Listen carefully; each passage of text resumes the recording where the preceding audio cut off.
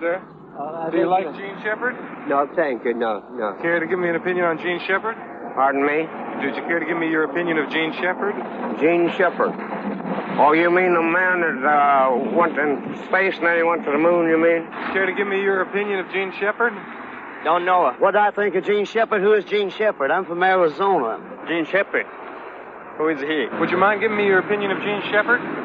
No comment. I don't even know who he is. How do you fellas feel about Gene Shepard? Not bad. Hi, would you mind giving me your opinion of Gene Shepard? Don't get near me. Do you like Gene Shepard? The Lord is my shepherd. Excuse me. Do you have something to say about Gene Shepard? The guy, one of the guy that's, I know who you're talking about, yeah. You gotta pay me off. I need a drink. Nothing like a 7-hour-old takeout container of chocolate nuts coffee. It's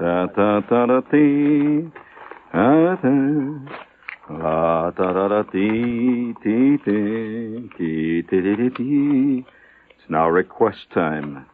We have a request for the dirty story that involves a bow-legged dachshund, a defrocked Franciscan monk, and a Third Avenue bartender. We will send that to you in plain sealed wrapper for those of you who are over 21 and can prove that you are a qualified, bona fide art student. Send your name and address on brown wrapper, and we'll make sure that it gets to you. We will award a brass figurine with bronze oak leaf palm if any of you can tell me where the preceding excerpt was removed. Sickening scene. It's terrible the way things are working out. I mean, you know what you do? You sit in your rented rowboat and you figure one day, by God, if you row hard enough, you're going to finally reach the far shore. The far shore. The far shore. I said the far shore. Right. I repeat, I said the far shore. Look it up large, Marty. There you go. Now, for the benefit of those who are in the outlying precincts whose election returns have not yet been reported, we would like to play for you a brief excerpt from the Hammond High Fight Song, which has spurred a notably unsuccessful football team to even further and greater disasters year after year after year.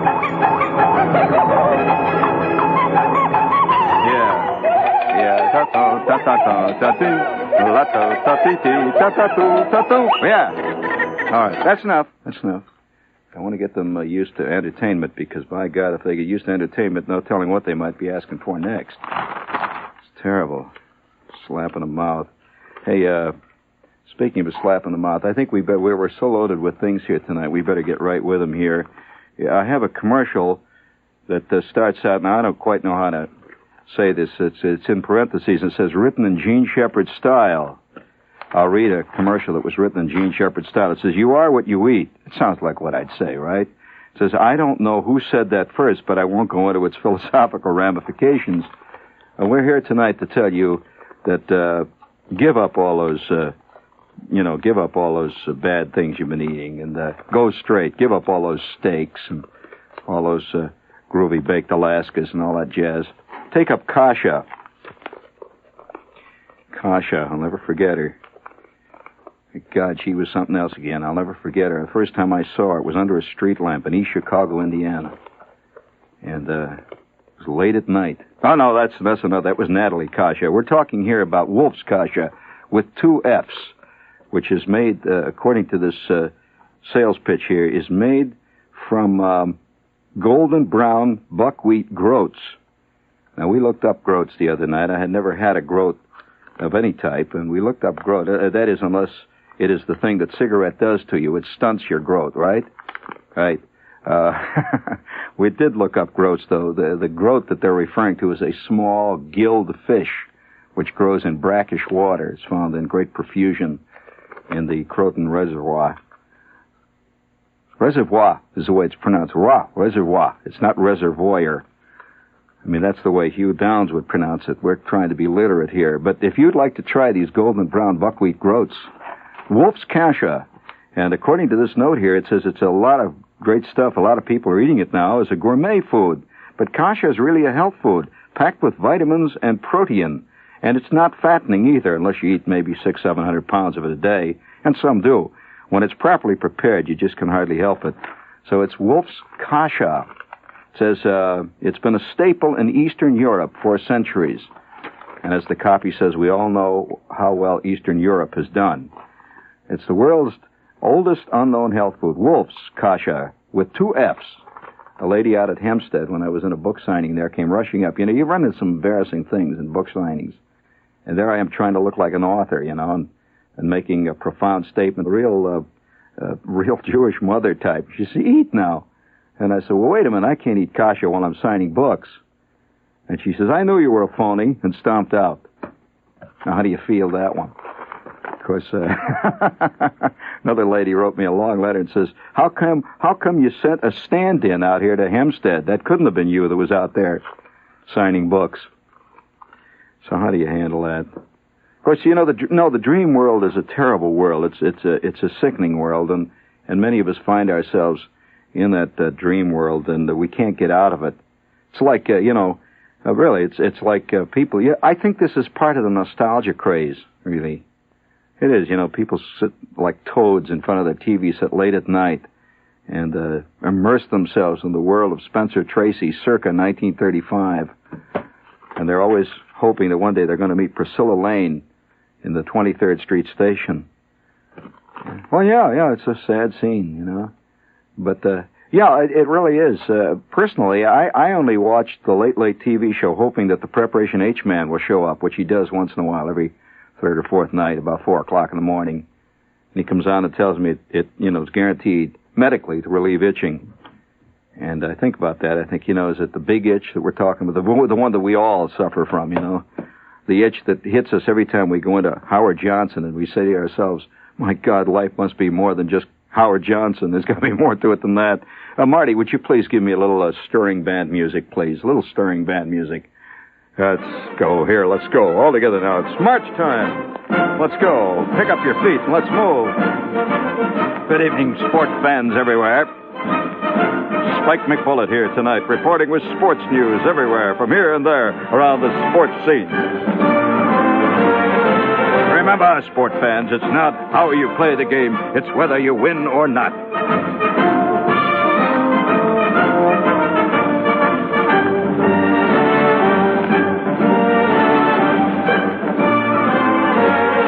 Tonight, All-Star Sports Final, edited by Roan Arledge, produced by Howard Cosell, and starring me, Spike McBullet, salutes tonight's Sports Hero of the Week.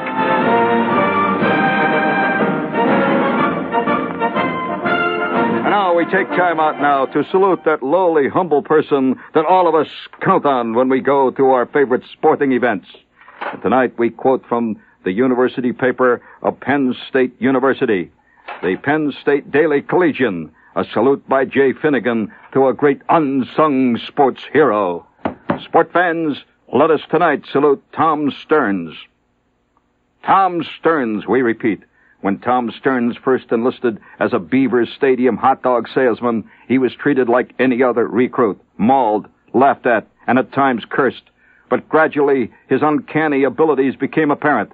And today he stands alone at the top of the doggy world with a brilliant future in any stadium in the country.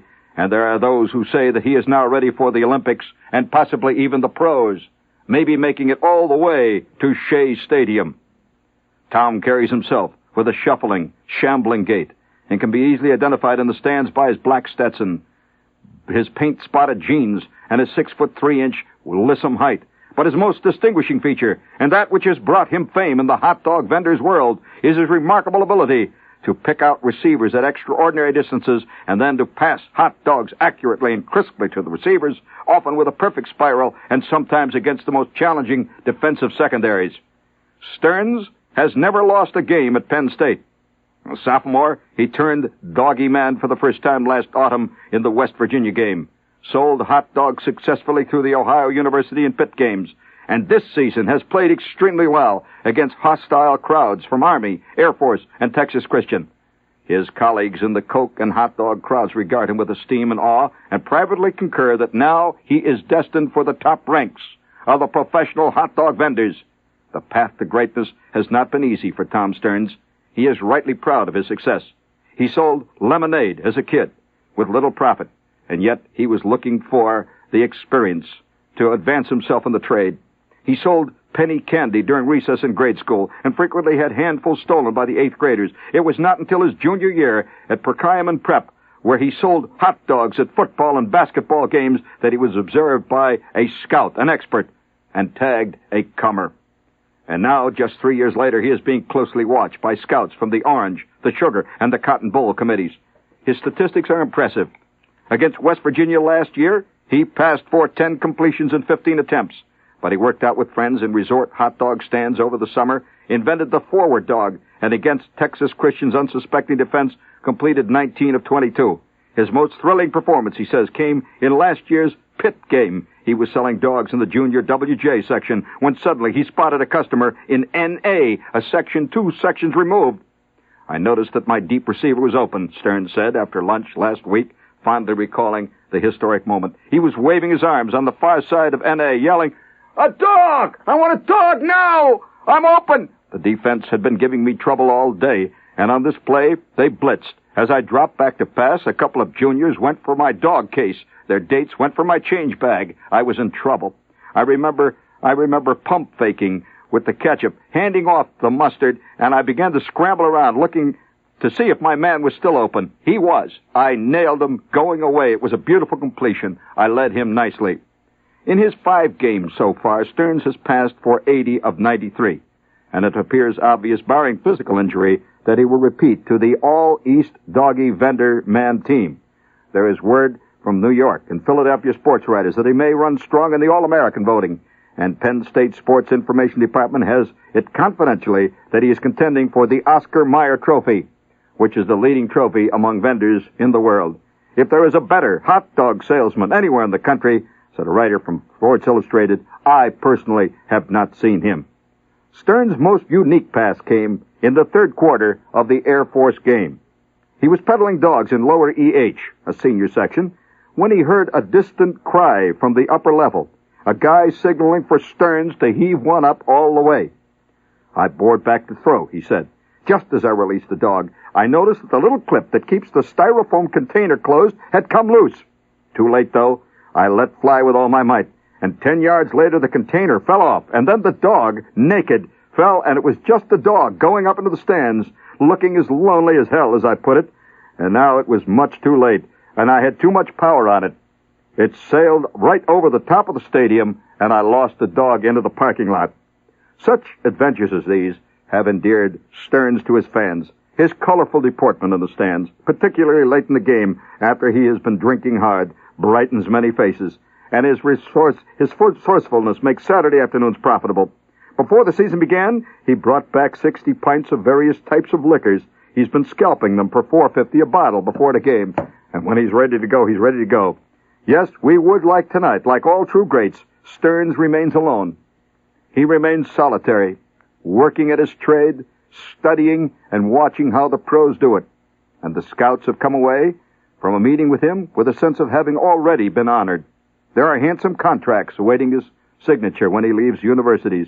Awaiting his signature. Naturally, there's great pressure on him to stay in the great state of Pennsylvania. But Stearns says that he would like to sell hot dogs and sauerkraut at the Munich Olympics next summer. He is on his way to the big time. And, of course, at that point, he's going to move into the really big leagues. Perhaps Shea, perhaps Yankees. Perhaps he might even pass a dog or two at the great stadium of all, the World Series itself.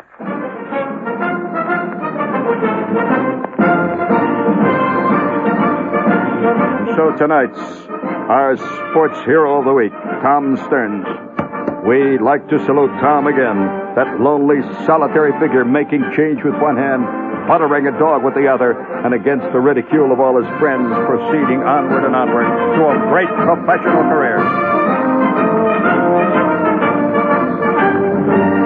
Tonight's sports hero salute was produced by Roan Arledge. Associate producer was Howard Cosell. Tonight's program has been dedicated to Muhammad Ali. This is the Blue Network. Where did I put start that jazz on my show. This is WOR New York. That's all right, Jerry. You're worried about station breaks right now. WOR New York. Let's see. We got a couple of dingies here. That's kind of a silly thing, wasn't it? No, it wasn't. Absolutely not. No. I think the time has come in this age of the little man to appreciate the great performers. You know, did I ever tell you the story of Buttered All Over Ernie? Did you ever hear of him? You mean none of you have? I cannot believe it. Buttered All Over Ernie is the greatest vendor who ever performed in the major leagues.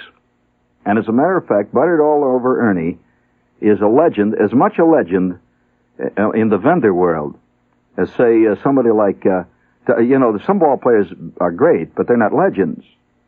Only a few ball players become legends. A typical legend, for example, is Satchel Paige, who was never as great a ball player as his legend. His legend was, legend. Other legendary players. Eddie Stanky, a legend.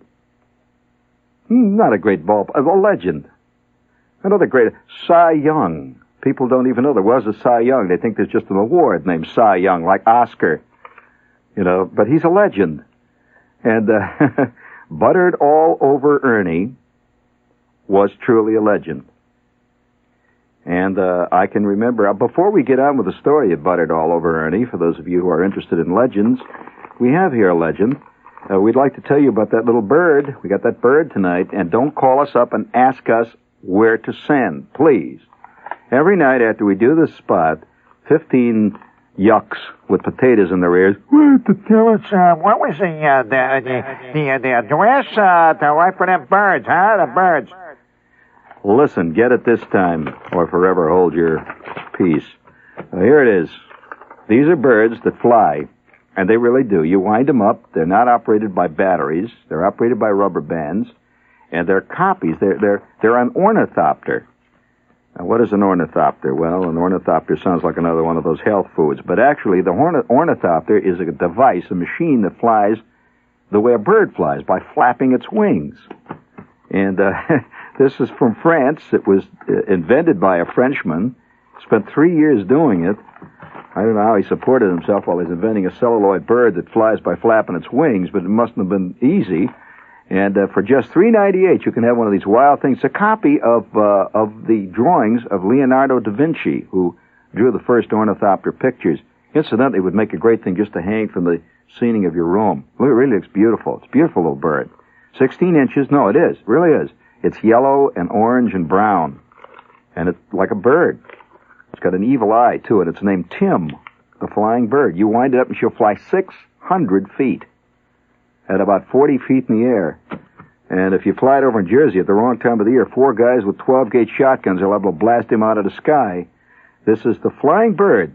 So if you'd like to order one, they're $3.98. Send check or money order to, and listen, write it down, Flying Birds. That's flying. You know how to spell flying. I know how to spell flying. Flying Birds. B-U-R-D-S. Flying Birds. Department S. Department S is in SAP. Right? Department S is in Schlemiel. Flying Birds. Department S. P.O. Box 1509. Oh, excuse me. P.O. Box 1909. Now here they're going to go. P.O. Box 1909. Grand Central Station, New York, New York. What do you think it was, New Jersey? New York, New York, 10017. $3.98 check or money order to that address. And you'll be inundated with birds. All right. 1, 2, 3, 4.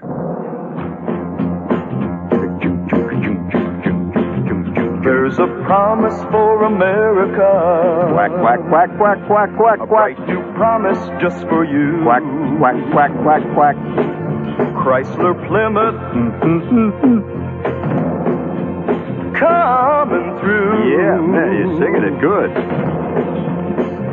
You have made us first place dealers throughout all the USA. Cause in Chrysler Plymouth sales we lead the way. With our guys, you'll be a winner, number one in every way. That's the kind of dealer America wants today. Yeah. Chrysler Plymouth coming true. For a number one buy, see America's number one Chrysler Plymouth dealers. Your Chrysler Plymouth dealers of New York, New Jersey, and Fairfield County. Yeah, let's see. Hey, we have a little, here's a little promo here. Boy, we have more jazz here tonight. Got a little promo here tonight. It says, in an attempt to help New Yorkers, those who live, visit, or work here, know more about the city, WOR is going to have a series of programs this Tuesday, November 23rd, Exploring the Real New York, and November 23rd, Exploring Real New York. And we're going to go from Riverdale to Richmond, from Bayside to Harlem. That's November 23rd. I think I'll do some Harlem jazz that night. Would you like that? Good stuff. Lay it on you, Dad.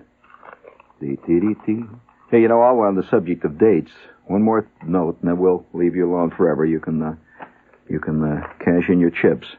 Another date here, Saturday the 27th, and it's now official. The 27th. Get your Jews harps, your kazoos ready. Important announcement time from 2 to 5, Saturday, November 27th. Me, King Kong, will be in person at the Woodbridge Center, where Routes 1 and 9 meet, like Tristan and Isolde. Yes, sir, like John and Yoko, where Routes 1 and 9 meet in Woodbridge, New Jersey, thence spawning the Woodbridge Center. That's kind of poetic. I'm going to be there from 2 to 5, and it's going to be Saturday, November 27th, and if you're planning to get a copy of Wanda for Christmas or somebody, and you'd like to get it signed, we're going to be on hand to do all the signing, get it all out of there. Let it all hang out with the Jews, harps, and everything. Got it? Okay. Now, you know, I want to ask you a question. We've done all of them. Well, we'll do that later. Jerry, come on. Let me handle it, will you? You're getting worse than Lee, for crying out loud.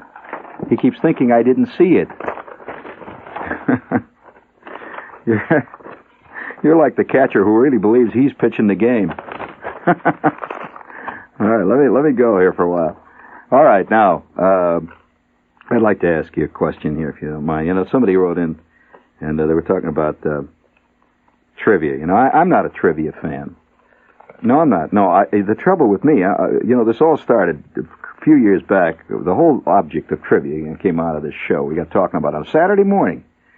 And I was afraid, it came out, I was sitting there thinking, doing my show, and it suddenly hit me that my mind was filled with trivia, which I hated.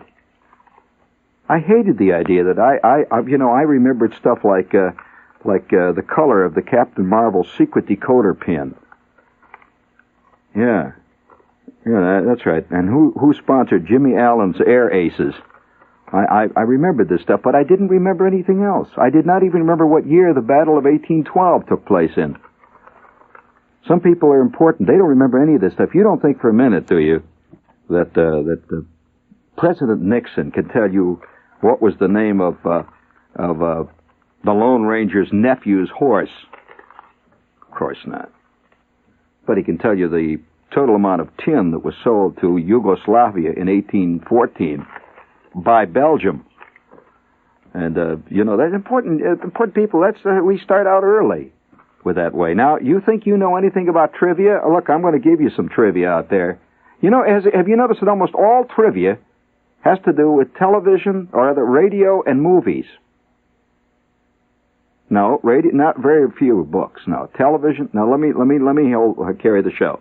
Almost all trivia discussions revolve around radio or movies. Sure they do. Very few trivia questions have to do with television. And that's where trivia really reaches a maniacal peak. Have you ever thought that television itself is trivia? But question here now. I'll ask you a question about TV trivia. Who preceded Walter Cronkite on the newscast that he does on TV? Now, who does? Now, you think, here was a guy, coast to coast, nationwide, who was on the TV news at that point, on that network, prior to Walter Cronkite. There you go. See how fame is? You know, no. And yet you can tell me the name of the Lone Ranger's nephew's horse. All right? I'll ask another question to you. You all talk about the Lone Ranger? Everybody's talking about the Lone Ranger all the time when they talk about trivia. Well, I'll ask you a question. The Lone Ranger was produced by whom? They always said it at the end of the show. That is correct. Very good. What was the first name? And where did the Lone Ranger originate? In other words, what city did it come from? And what specific, no, you were wrong. What specific radio station? They used to even, no. I'll give you one clue so that you don't all start calling up. It was not New York, it was not WOR, okay? What radio station? They used to give a name credit at the end of the show to the specific radio station. Who was it? I'll let you worry about that for a while. See, I once in a while I like to just pull out the big time, show you who's boss in this garbage league. And don't think for a minute Shepard's nostalgic. The first thing he's going to say is they were rotten shows. Oh yeah, bad. Oh come on. You agree with me, don't you, George? Yeah. That's right.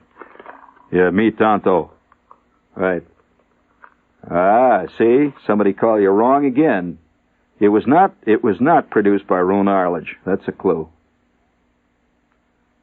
Robert Trout? No. Was that Robert Trout calling? No, it was not Robert Trout who preceded Walter Cronkite on the news. That was just a wild guess. Somebody just called in and guessed. No, it was not Robert Trout. Although Robert Trout did do some news on television. Who was it? And I never can understand why he's not more on TV. He's this elegant. No, he's a very elegant. He looks a little like a movie star or something. Trout. You ever seen him? And he's got this elegant, this implied wit in everything he does, and yet he rarely appears on TV. I'm talking about Robert Trout, but Trout was not the one who was on this show. No, you are wrong. He is wrong. Another clue. It was not WJR. People are striking out badly tonight. Now, I don't want to start this. I just wanted to ask you. I just wanted to show you that there's more to this garbage game than you'd ever suspect. Who is the announcer? I'll give you a question. Who is the announcer on the news that we are talking about that preceded Cronkite? It was a big newscast all across the country. 7 o'clock at night on TV. And who was the announcer and who was the product that was sponsored them? There was and they did all of them live, the commercials. Yeah, see, that's what I mean. People remember ancient radio shows, but they can't remember last year's television shows. Shows you the difference between the medium. No, it does. It does. I wonder how many people know who preceded Jack Paar on The Tonight Show.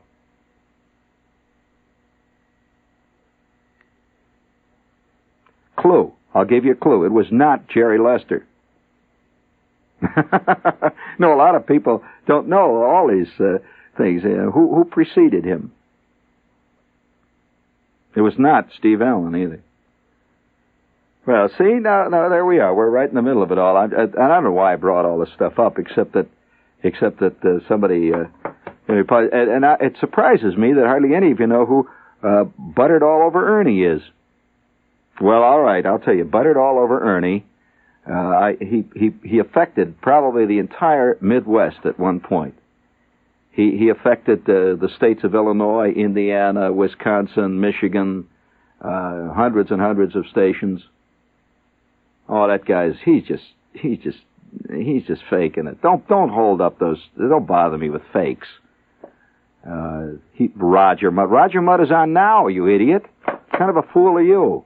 We got a lot of fakes out there tonight. I can't countenance fakes. I am like H.L. Mencken. I cannot countenance the bourgeoisie. If you don't know anything about your own world, then you don't. What was the name of the Indian on Howdy Doody?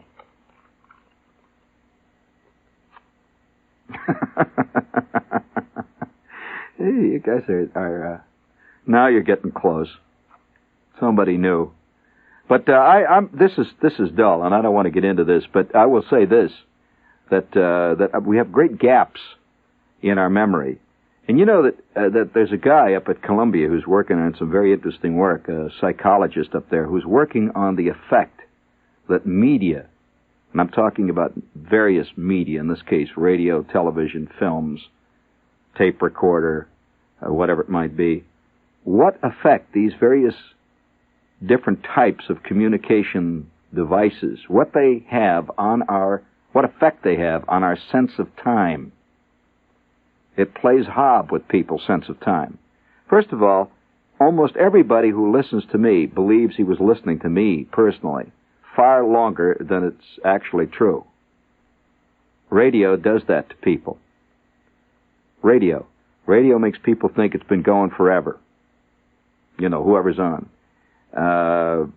Television has almost the opposite effect, that people watching TV may be deeply involved in the show, but curiously enough, it has an inbuilt eraser effect. And they can hardly remember last week's big deal. You really have to drag it out of them, and they can barely remember something that they were deeply involved with a year or 2 or 3 years ago on television. They never missed it. And all of a sudden, it's gone, and 6 minutes later, they don't even remember having seen it. Now, that's very interesting. You may take that lightly, but it really makes a big difference because, you know, this even can affect us politically. That a guy can come on and say something on television, you know, a politician, and say it, and it's on TV. And so 6 months later, he can come on and say something totally the opposite, and you don't remember what he said the first time. In other words, if he continues to appear on television, that eraser effect will always work. And the guy can reverse his field endlessly. Whereas somehow on the radio, it's not quite so. In fact, I'll get letters from people, and they'll write me a note, see, and they'll take great issue that I, let's say last night, said something that contradicted something I might have said 4 years ago.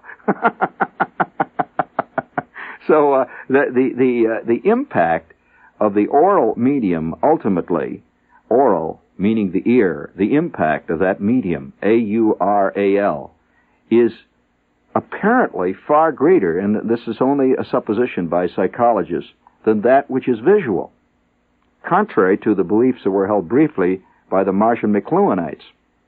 Strange. It's like music. People will remember music forever. Music is an oral thing. So somebody will remember a tune he heard. He'll remember it like 50 years. 50 years later, he'll start whistling a tune he heard when he was a kid, you know. But it's very hard for you to remember something you saw, really. So it's a you know, difficult scene. Now, Buttered All Over Ernie was an example of that. Give me a slight echo chamber, and I will give you my impression of Buttered All Over Ernie doing his thing. Buttered all over. Buttered all over. Well, that sound used to come echoing out on long, hot afternoons. Yeah. Buttered All Over Ernie. And Buttered All Over Ernie, just because of that sound, became a genuine hero and a legend throughout the entire Midwest. And people would come, say, maybe 300 or 400 miles to watch Buttered All Over Ernie work and to patronize him. Yes, that's right. Buttered All Over Ernie. Well, what does it sound like he sold? Well, what do you buy that's buttered all over? Well, it's obvious, popcorn. Come on, what's the matter with you guys tonight? You're sitting there like a bunch of popsicles, you know. What do you think of when you hear buttered all over and a vendor is selling it? What do you think it's going to be? Flapjacks or something? Bread? He's selling bread in the stands. Well, I can see why humor is a difficult thing to sell you, Marty. However, when a vendor is working, he's selling his thing. And Buttered All Over Ernie had a tremendous knowledge of projection, acoustics, and dramatic timing. And Buttered All Over Ernie worked in the area around third base, back of third base, right in the promenade, the second deck of the great cavern which dominated the south side of Chicago at one time, called Comiskey Park, now known as White Sox Park. Well, back in those days, it would be great, a great doubleheader if they had maybe 1,200 people in the stands, see? So Ernie used that. And, when a vendor is yelling and he's doing his thing with 56,000 people out there, you hardly hear him, right? Well, Buttered All Over Ernie always worked back at third base, see? And he'd move back of the wall all the time. And the announcer, who was the announcer who did the White Sox games in those days? A classic announcer, speaking of trivia. Oh, yes. A great one. He's a legend among baseball announcers because of the cool technique that he has. And he's got a curious rapport with the audience, but he's very cool. He's almost the epitome of the cool announcer. Let's put it this way, he's the reciprocal of Howard Cosell. Everything Howard Cosell says, like it's raining or it's Tuesday, sounds like a great pronouncement coming down from some far-off Olympus. Don Gifford? He says things like, Frank Gifford, has it occurred to you that it is Friday afternoon? Yes, I have considered it deeply, and it is now precipitating. It is now raining. And he says, thank you, Howard Cosell. Back and forth they go. Well, this guy's quite the opposite. A typical exciting play, and no echo chamber on this, a typical exciting play when this announcer would be working, he would say, there's the swing, and it's a long fly out to left field. He's going back. He's out. Real cool. You can just see the whole scene, and you hear the crowd say, and throughout the echoing Midwest of the great doldrum days of the White Sox, about all you ever heard Bob Elson say was, there's a swing and a miss. He's out. He's out. Well, then, Buttered All Over Ernie would time his pitches, and you'd hear Elson say, there's a pop fly. Second baseman's going back. He's out. Buttered all over. Buttered all over. Well, that brings up Lou Kapling now. The score is Washington Senators 17, Chicago White Sox 1, going into the last of the eighth inning. There's a windup on the pitch, and it's a long foul ball down the right field line and into the upper deck. Buttered all over. Buttered all over. Don't worry, Jerry, for God's sakes. You're getting like an old lady in there, Jerry. I know. Let's do it. Jerry's all nervous. Let's do the commercial here for him. He's having a bad night here. We'll do the Les Champs commercial for you. They got this restaurant down there. And when you think of Thanksgiving Day, we'd like to suggest that you think of Les Champs. It's in Midtown Manhattan. And they have free valet parking. You can park your valet there, and it's free. For reservations, call LE2-6566. Okay, Jerry? Les Champs for Thanksgiving. And if you want to know where it is, it's at 25 East 40th Street between Park and Madison. It's a good restaurant. Okay. Poor Jerry. That's all right. He killed the story, but it's okay. We'll give him this night. This is Jerry's night. But nevertheless, I'm sorry that none of you knew who was the newscaster who preceded Walter Cronkite. One clue I will give you, it was not John Cameron Swayze. That's right. John Cameron Swayze and the news. Good night. Yeah, I always enjoyed him. I'll ask you another question. What singer, for example? What's the only jazz man who ever had his own television show? And he was a brief hero. I mean, he was a brief thing. Everybody watched him. I'll give you a clue. He played the guitar. Had his own TV show, and it was in the top-rated 10 for a while. He had a variety show. I'll give you another clue. His first name is and was Bobby. Played the guitar. Now, that's TV trivia. Who was that? Guitarist. And he's quite a well-respected one. He also wrote a lot of arrangements. He was an arranger. Did a lot of good arrangements. All right, see, you flubbed the dub again. Oh, my head is filled with stuff like that. Now you're really thinking, aren't you, George? Who was the guitar? I'm not going to tell you. Everybody's going to be, why don't you tell us? Well, look, you think I'm going to give away all my secrets? Oh, forget it. Forget it, Phil. Bring it up large. All right. On what radio station in New York City did Ernie Kovacs have a early morning show? Radio. Early morning. And I'll give you a further clue. It had live music on it. Who was the piano man on that show?